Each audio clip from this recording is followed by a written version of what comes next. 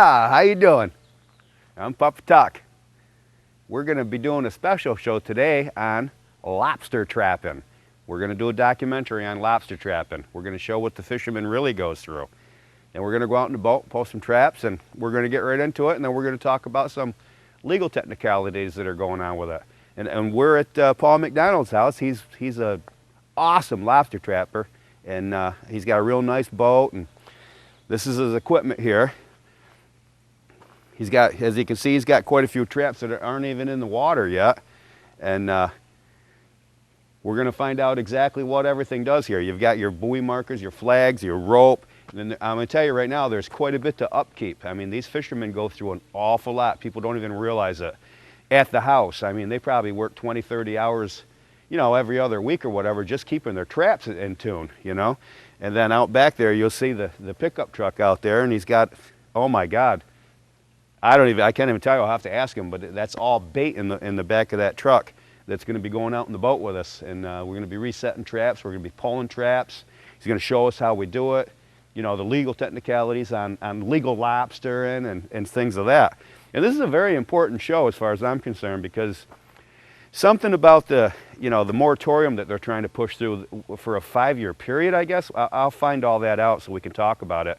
But they want to stop lobster trapping, which that sucks. You know, people don't realize how many fishermen survive on this. I mean, there's thousands of people up the coast. Now, I don't know if it's got to do with BP's oil mess or whatever, but we're going to find out. We're going to get into this. All right, now from the house, getting all prepped up, getting the bait ready, down to the Menemsha Bight on this beautiful island of Martha's Vineyard.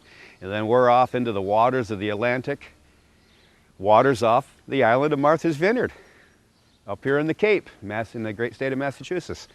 And this is all a part of it. We're going to start getting the bait onto the boat, and I'm going to go on down and help. I got my boots on, and I'm ready to go for it. So let's get down there, and we'll get the bait all loaded up. A lot of work to this. There's our bait.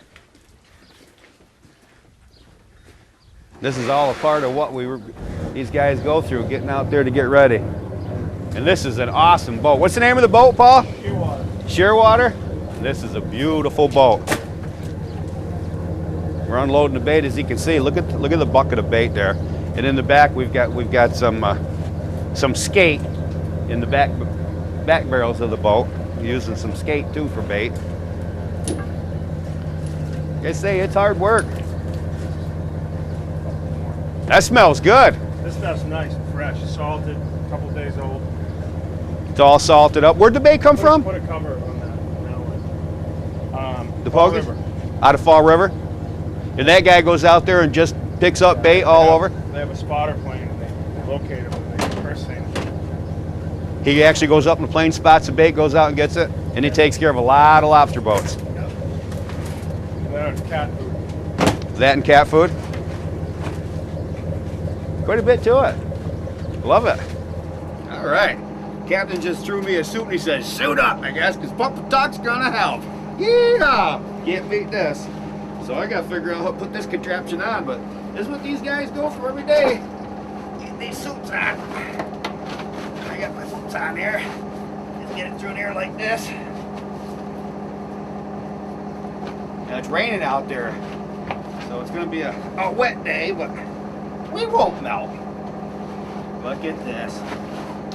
These guys wear these out, keep all that bait off them. And that bait, my God, that bait's nice bait. I guess he was saying that bait guy takes care of a lot of people on the coast. So one thing I noticed there earlier is he actually put juice from the bait bucket that he brought down, the pogies. He took juice off the bottom and he put it over the top. These other 2 barrels in the back of the boat is skate, local skate from Martha's Vineyard, from fishermen here. And that's what I mean. This is going to affect a lot of people. They put a moratorium down on this lobster trap, and this is really going to affect a lot of people. And I think the officials really ought to take this into consideration of what they're doing to these guys that work out here every day. This is their living. Hello. So anyhow, he put this juice in a 5-gallon bucket. And he poured right over the top. He says, I'm making up some salad, but what that juice is going to set into that skate, and it's going to be the odor for the lobsters. So this is really cool.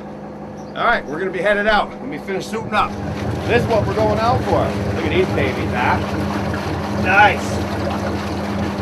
That's what we're going out for. These babies got to go right in the water. That's why we're out here. Yeah, this is what it's all about. We're going to put them right into the live well. So let's get these babies right in the live well. Look at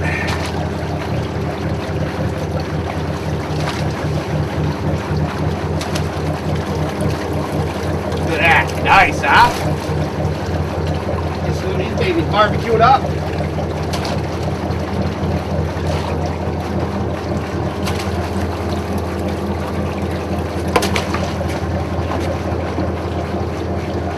Can't wait to go to dinner. Yeah. All right, we're on our way out, and this is one nice boat. And I was just talking to Captain Paul here a little bit. He's been doing this for 36 years, ever since he's 10 years old.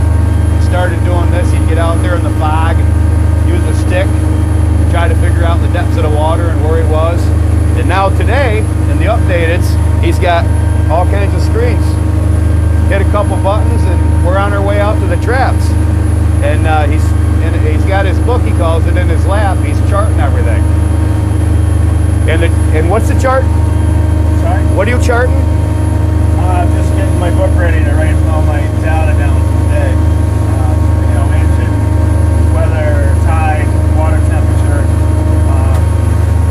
I'm just getting it ready. And then I'll write down, I got Peter, Tony, Alex, right? Alex. Kyle. Kyle, sorry. Kyle, film crew. I just write all my data down. This is my book. This is every day I write down all the information so I can reference that every year. What the water temperature is, who's on my boat, where I did good. These are the latitude, longitudes of each particular trap or trawl that we're going to haul today. And you can actually shoot back to last year then, and this is what you did this day last year. Which exactly. So you've got a good chart set up. But every year is different. This year has been a mild spring. Last year was a cold spring. Water temps are about average right now. Right now we're in a serious shedding molting season, so the lobster's very slow right now. Lobsters aren't going in the traps. They're hiding. They're molting. And they're shedding their new shell. So they won't come out until they feel like they're safe enough that they won't get eaten. Because when they're soft, the fish eat them, or anything else will eat them. They eat each other. So what they do is they go down into the mud, The sand, and they shed their shell. They burrow, they hide. The old shell pops up, and then the new shell pops up, and when it comes off, it's like so soft, it's like a squid. It's like they call them jelly rolls. Oh. And you pick them up, you gotta throw them back. Today we might see a shedder in the trap. They do shed the traps. We'll show You'll that. see the old shell and you'll see the new shell. Okay. Now how long of a process is that for the lobster when they do that? Usually a couple weeks. 2 weeks? And when they come out, they're 30% bigger, which means they're usually harvestable or they're keepers. And if they're not, then we let them back. But usually after the molt, they're really hungry, so they usually do pretty good. So when they're shedding the shell, they have their new shell and it's growing, and their old shell, it pushes it off. It's amazing. Oh my God, yeah. You see the old shell, and it looks just like a live lobster. It's Oh. kind of creepy looking, but anyway, they're really vulnerable when